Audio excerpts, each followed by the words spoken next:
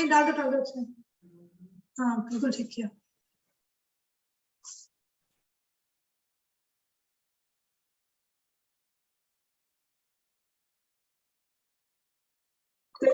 Window frame हमें दिया हुआ था, the glass portion of the window has a length to width ratio 4:3। तो अंदर टू ये वाली, if I go from this A B, मैं अंदर वाली को ए बी सी और डी अगर नेम कर दूं तो A B is to B C ratio है 4:3। The glass portion, the wooden frame along the glass adds 7 inches total to the width ये हुई, ये वाली है ना, and 8 total to the length, यहां से ये 8 है और ये 7 inches है, right? The length of the glass portion, taking the length of the glass portion as 4x, उसने आपको बता दिया ग्लास पोर्शन की लेंथ को आपने 4x लेना है, तो ये 4x है और ये 3x है, तो नीचे वाली एक्सप्रेशन क्या बन जाएगा 4x प्लस 8 और ऊपर क्या बन जाएगा 3x प्लस 7। समझ में आ गया? Outer edge to edge clear हो गया हमें? ये समझ में आ गया? काम कर लिया सारा।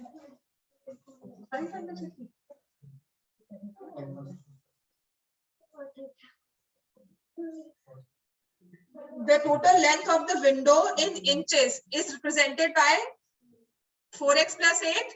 A part ये हो गया. Total width of the window in inches represented by 3x plus 7.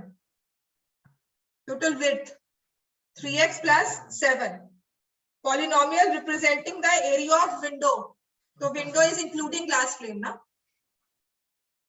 है ना? विंडो तो पूरी ग्लास फ्रेम के साथ ही होगी ना, तो आप क्या करोगे 4x plus 8 into 3x plus 7, इसको मल्टीप्लाई करो, ठीक है ना? तो 12x square प्लस क्या बोल रहे हो बेटा? फर्स्ट ऑप्शन, अच्छा ठीक है।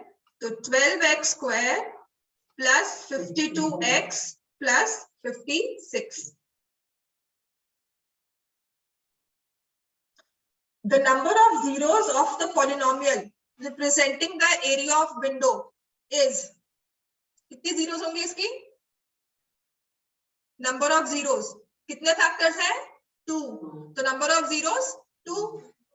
क्वाड्रेटिक है, आपने दो फैक्टर्स को मल्टीप्लाई करके एरिया ऑफ द विंडो निकाला है। जीरोस क्या होते हैं कि कौन सी वैल्यू पर ये पूरा पॉलिनोमियल जीरो बन जाता है। तो एक वैल्यू आपके पास आ रही है x is equal to -8/4 और एक आ रही है x equal to -7/3. So there are two values. The zeros of the polynomial representing the area are -2 and -7/3. Fourth part आ जाए -2 -7/3। समझ में आ गया हमें? नंबर ऑफ जीरोस देखो फिफ्थ, तो कौन सी जीरोस है? आपने हर एक एक्सप्रेशन को जीरो बनाना होता है। आपके पास पॉलिनोमियल जो विंडो का एरिया आया है वो है 4x plus 8 into 3x plus 7, ये वाला। इसको आपने फैक्टराइज किया और आपने कहा कि किस किस वैल्यू पे जीरो बन जाता है।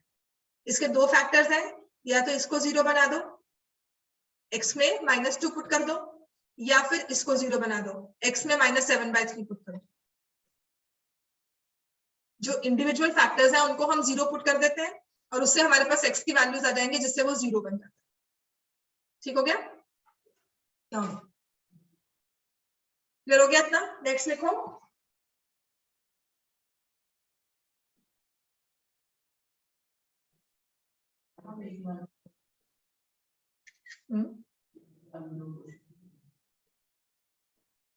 जल्दी करके करना क्या है?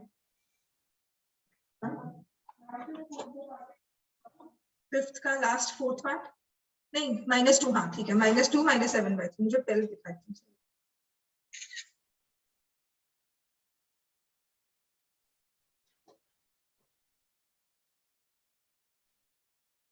So again this case study is in two parts. इसमें एक में आपको दिया हुआ है n equal to 1, n equal to 2, n equal to 3, n equal to 4.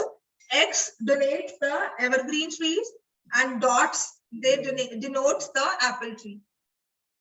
X जो सिंबल है वो यूज किया हुआ है एवरग्रीन ट्रीज से और डॉट्स जो है वो एप्पल ट्रीज का है. उसने कहा है farmer plants Apple trees in a square pattern. In order to protect the apple trees against the wind, he plants evergreen trees all around the orchard. The above picture represents the situation where you can see the pattern of apple trees and evergreen trees for any number n of rows of apple trees and evergreen trees. So the polynomial representing the number of apple trees in n row orchard is. अब इसको कैसे करते हैं? हाँ 8n square. इसको करना कैसे होता है? आप सबसे पहले तो देखोगे एप्पल ट्रीज अगर सिर्फ एक प्लांट किया है, एक एप्पल ट्री, उसके आगे हमने कितने एवरग्रीन ट्रीज प्लांट किए? 8. ठीक है.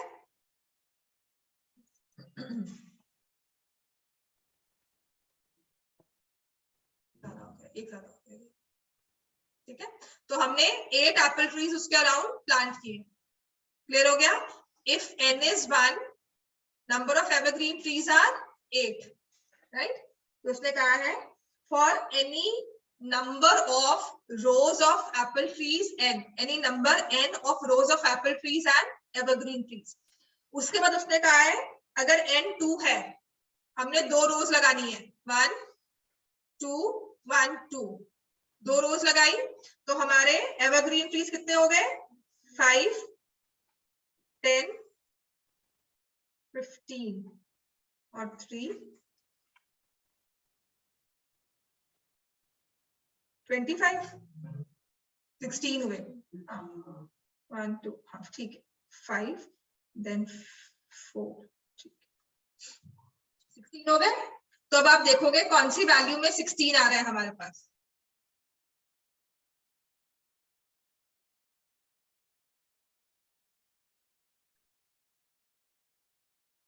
n की वैल्यू जब हमने 1 पुट की तो यहाँ पर फर्स्ट एक्सप्रेशन में हमारे पास टोटल नंबर ऑफ ट्रीज कितने आए?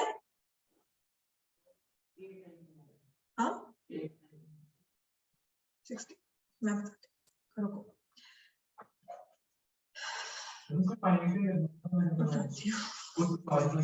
हाँ देखो उसने कहा है नंबर ऑफ रोज अगर 1 है, आपने सिर्फ एक एप्पल ट्री लगाया, एक रो रखी, ठीक है, n इक्वल टू 1, तो हमारे एवरग्रीन ट्रीज इसके हमने 3 और ये राइट कितने लगा दिए थे? ये 1 2 3 4 5 6 7 8, 8 + 1 9, टोटल ट्रीज कितने हो गए? 9. ठीक हो गया?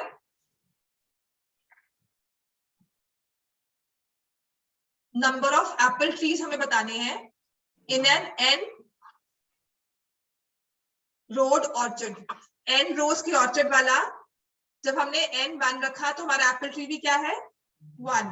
जब हमने n 2 रखा तो एप्पल ट्रीज कितने थे? 4. n 3 रखा तो एप्पल ट्रीज कितने थे? 9. n 4 रखा तो एप्पल ट्रीज कितने थे? अब बताओ क्या होगा?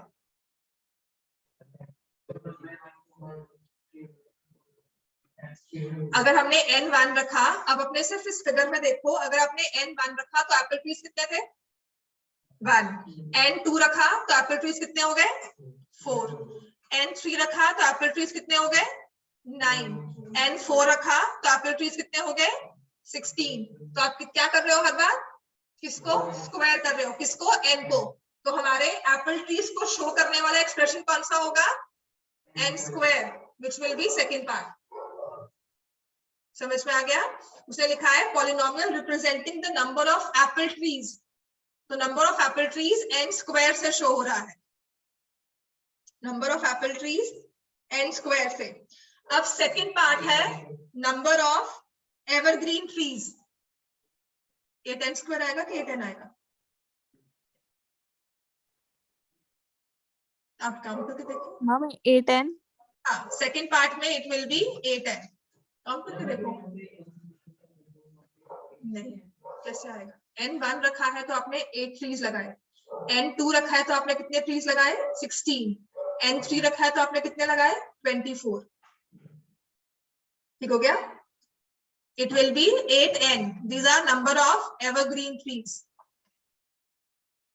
Next लिखा है polynomial representing the sum of apple trees and evergreen trees will be n square plus 8n.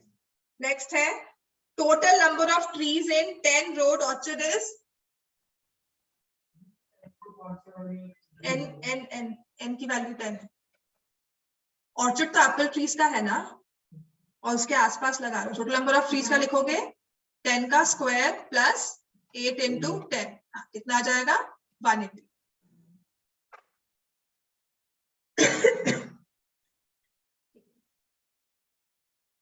ठीक हो गया?